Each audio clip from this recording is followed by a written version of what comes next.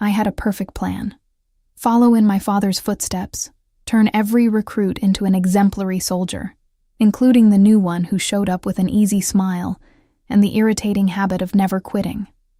Her name was Penny, and she learned too fast. She started winning every drill I invented, just to prove I was better. What the colonel's daughter never counted on was losing her balance at the battalion party. Not because of the marching, but because of a dance invitation. And the good surprise came later.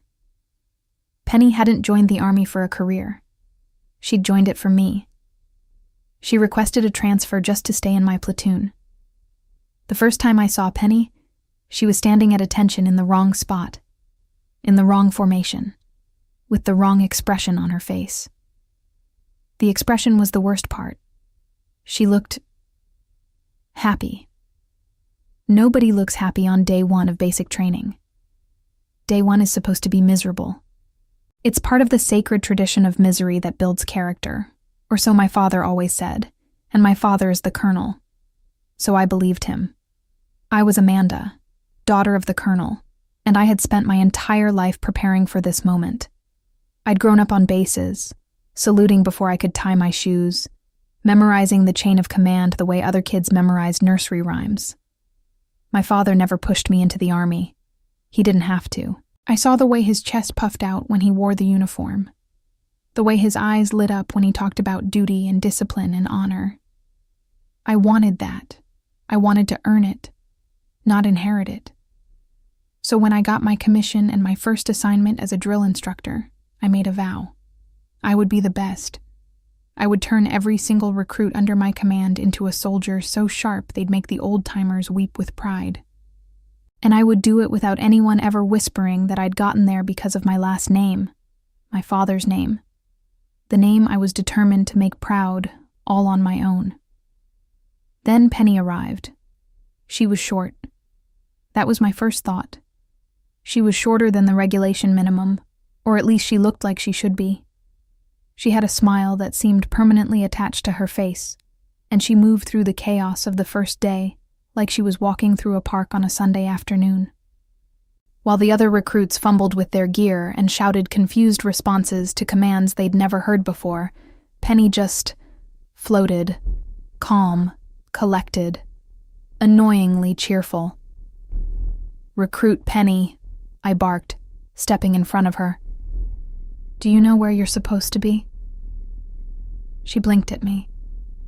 Her eyes were bright, curious, and completely unafraid. "Yes, ma'am. I'm supposed to be right here." I pointed to the formation chart. "You're in the wrong squad." "Oh." She looked at the chart, then back at me, and her smile widened. "Well, I guess I'm in the right place at the wrong time then.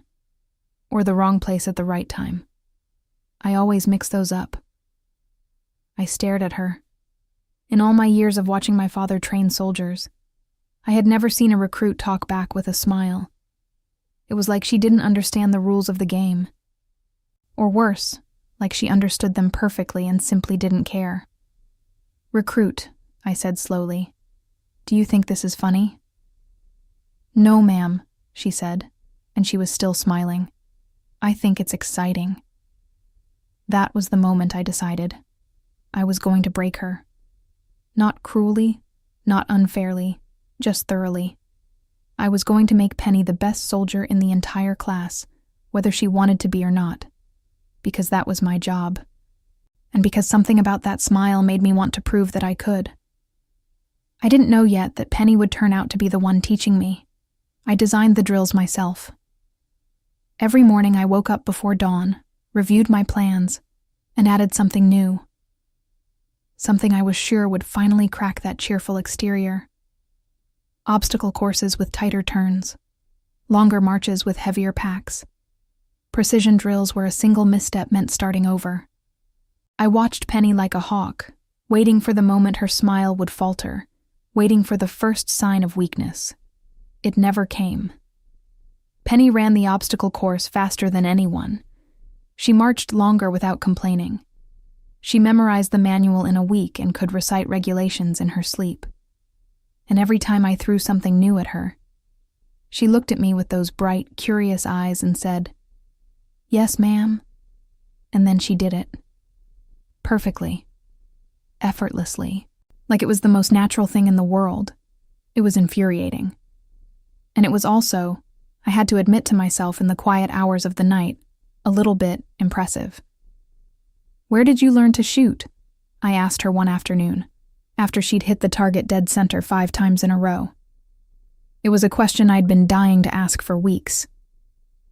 "My uncle," she said, shrugging. "He had a farm. We used to shoot cans off the fence when I was a kid. He said I had a steady hand." "Your uncle taught you to shoot like that?"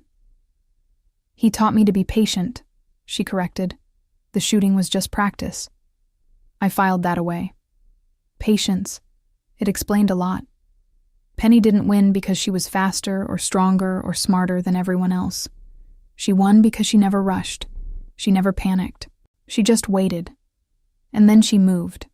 And by the time anyone else had figured out what was happening, she was already done. I started inventing drills specifically to beat her. I told myself it was for the good of the platoon. That if I could find Penny's weakness, I could help her grow. But deep down, I knew the truth. I wanted to win. I wanted to prove, to her and to myself, that I was better, that I deserved my place, that I wasn't just the colonel's daughter coasting on a famous name. One night, after a particularly brutal day of training, I found her sitting alone on the edge of the parade ground, staring at the stars. It was late. The base was quiet. I almost walked past her, but something made me stop. "Can't sleep?" I asked. She turned and looked at me, and for the first time her smile was gone. "Just thinking." "About what?" "About why you're so determined to beat me." I felt my face go hot. "I'm not." "Yes, you are," she said, and her voice was gentle, not accusing. "And I don't mind. Honestly, I kind of like it. Nobody's ever pushed me like this before. It makes me want to be better." I didn't know what to say. I'd spent weeks trying to find her weakness, and here she was, handing it to me on a silver platter. She wanted to be better. She wanted to be pushed, and somehow, that made me feel terrible instead of triumphant. "You're not what I expected," I admitted. "What did you expect?" I thought about it. Someone who'd quit. Someone who'd crack under the pressure and prove that I was right to push so hard. And instead, I looked at her. The moonlight caught her face, and I saw something there that I hadn't noticed before. Something steady. Something real. "Instead," I said, "you made me want to be better too." She smiled then. Not her usual bright, easy smile. Something softer. Something that made my heart do a strange little flip that I absolutely refused to acknowledge. "Good," she said. "Then we're both getting what we want." The battalion party was a tradition. Every year after the toughest training cycle, the base threw a celebration to mark the end of the season. There was food, there was music, and there was dancing. I'd been to a dozen of these parties in my life, always as the colonel's daughter, always watching from the sidelines, always too aware of the eyes on me. This year was different. This year I was a drill instructor. This year I'd earned my place. And this year Penny was there. She looked different out of uniform. Not better, different.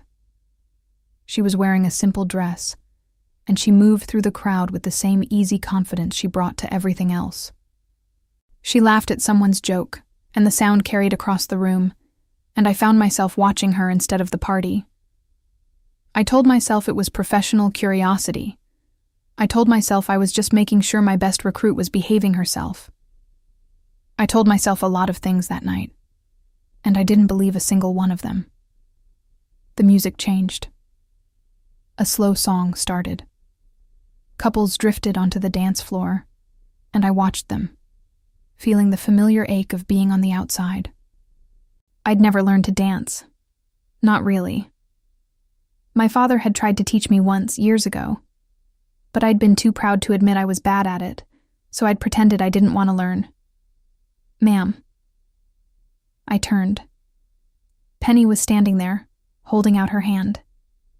Her smile was back, but it was different, softer, braver, more nervous than I'd ever seen it. Would you like to dance? I stared at her.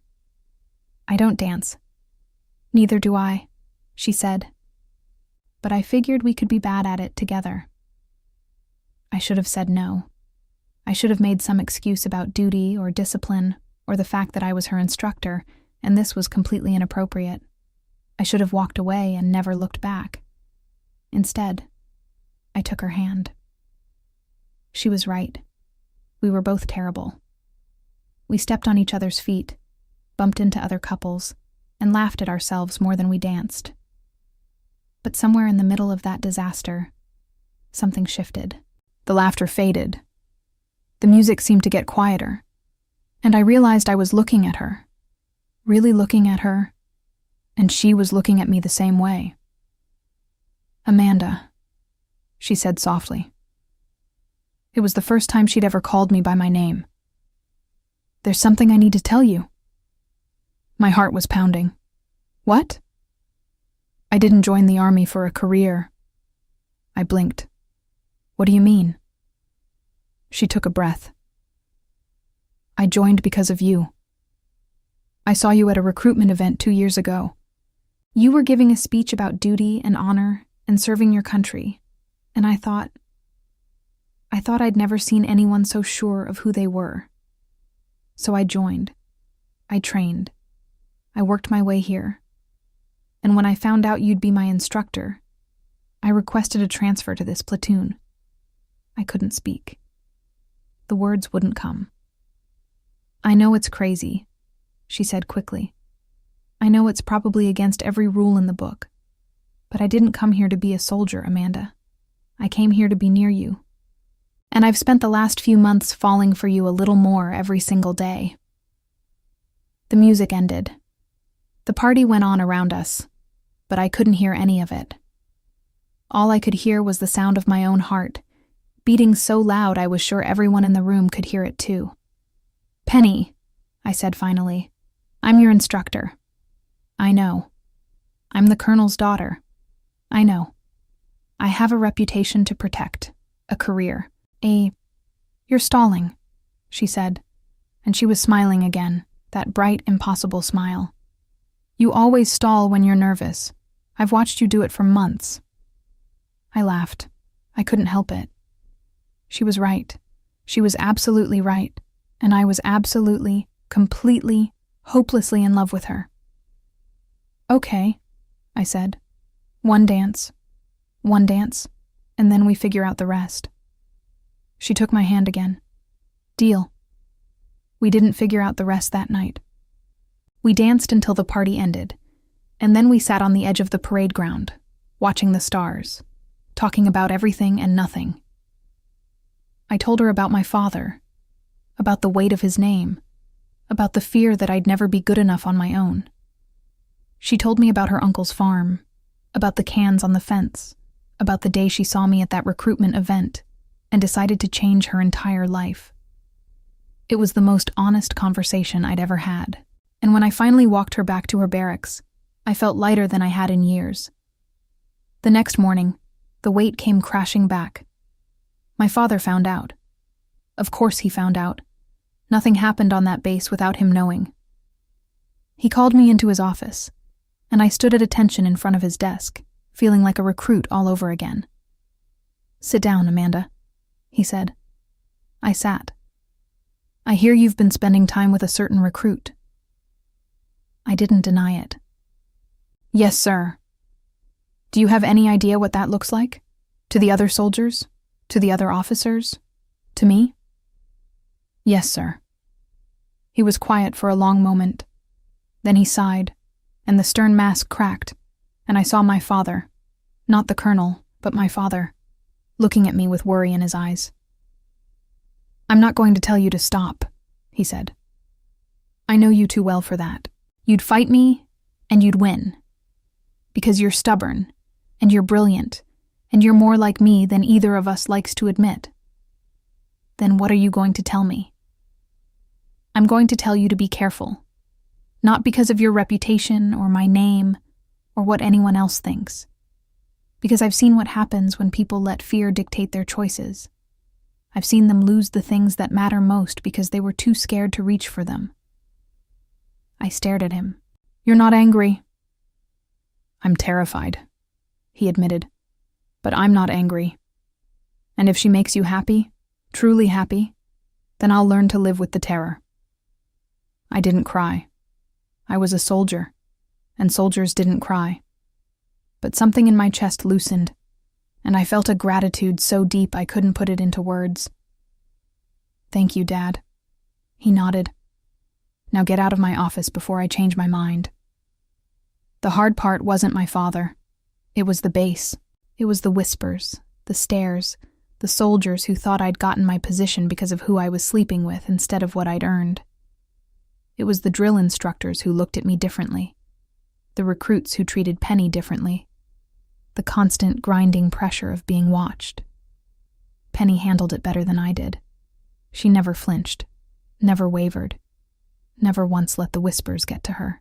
She just kept training, kept improving, kept being the best soldier in the platoon, and kept loving me with a steadiness that took my breath away. You're not going to quit, are you? I asked her one night, when the pressure had gotten so bad I was ready to walk away from everything. Quit what? The army, me, all of it. She looked at me like I'd said something absurd. Amanda, I didn't come here for the army. I came here for you, and I'm not going anywhere. But the whispers, let them whisper, she said. I've been through worse. My uncle used to say that people who talk about you are just jealous of the life you're brave enough to live. I laughed. Your uncle sounds like a wise man. He is, she said, and he's going to love you. The transfer request came through 6 months later. Penny had been offered a position at a different base, a promotion, a better assignment, a step up the ladder that any soldier would have killed for. She turned it down. I found out from my father, who found out from the paperwork, who found out because Penny had submitted a formal request to remain in my platoon instead. The request cited continued development under current leadership and unfinished training objectives, which was the most professional way anyone had ever said, I'm in love with my drill instructor and I'm not leaving. You knew about this? I demanded, storming into her barracks. She looked up from her book, completely unbothered. Knew about what? The transfer, the promotion, I waved my hands helplessly. The request you submitted to stay here, with me. Oh, that. She smiled. Yeah, I knew about that. Why didn't you tell me? Because you would have tried to talk me out of it. You would have said I was throwing away a great opportunity, that I should think about my career, that I shouldn't make decisions based on... She paused, and her smile softened. On us. Penny, that promotion was... I know what it was, she said. And I don't want it. I want this. I want you. I want to wake up every morning and train with you and argue with you and beat you at your own drills and watch you pretend you're not impressed. I want the life we're building here, not the life someone else thinks I should have. I sat down on the edge of her bunk, suddenly exhausted. You're impossible. I know. You're stubborn and ridiculous, and you never listen to anything I say. I know. And I love you. She went very still. What did you say? I said I love you, I repeated, and the words felt like coming home. I've been trying not to say it for months, because I thought it would make things complicated. But you're right. You're always right. And I don't want to spend another day pretending I don't feel this way. She crossed the room in 2 steps and kissed me. It was clumsy and perfect and exactly right. Took you long enough, she murmured against my lips. The wedding was small. My father gave me away, and he cried. The colonel, crying at his daughter's wedding, which I will absolutely deny to anyone who asks. Penny's uncle flew in from the farm and gave a toast about patience and steady hands, and the importance of aiming at what you actually want. And at the reception, when the slow song started, Penny held out her hand. "One more dance?" she asked. I took it. "I thought you said you were bad at dancing." "I am," she said, grinning. "But I've had a lot of practice since then, and I've got a pretty good partner." We stepped onto the floor together, and this time, we didn't step on each other's feet. Not once. We moved like we'd been dancing together our whole lives, because in a way, we had. Every drill, every argument, every impossible, infuriating, wonderful moment had been leading us here. "So," Penny said, as the song wound down, "think your father will ever forgive me for stealing his daughter?" "He already has," I said. "He told me you're the best decision I ever made." She laughed. "He said that." "He did, and for once I agree with him." The music ended. The room erupted in applause, and I looked at my wife, my impossible, stubborn, wonderful wife, and I thought about the plan I'd had when I first saw her. The plan to break her. The plan to prove I was better. I'd been so wrong. She hadn't needed to be broken. She'd needed to be found. And in finding her, I'd found myself. "Hey," she said softly. "What are you thinking about?" I smiled. "I'm thinking that I had a perfect plan once, and I'm really glad it failed." Thank you so much for listening to this story all the way to the end. If it touched your heart, here's a little advice. Don't let fear keep you from reaching for the people who make you feel alive.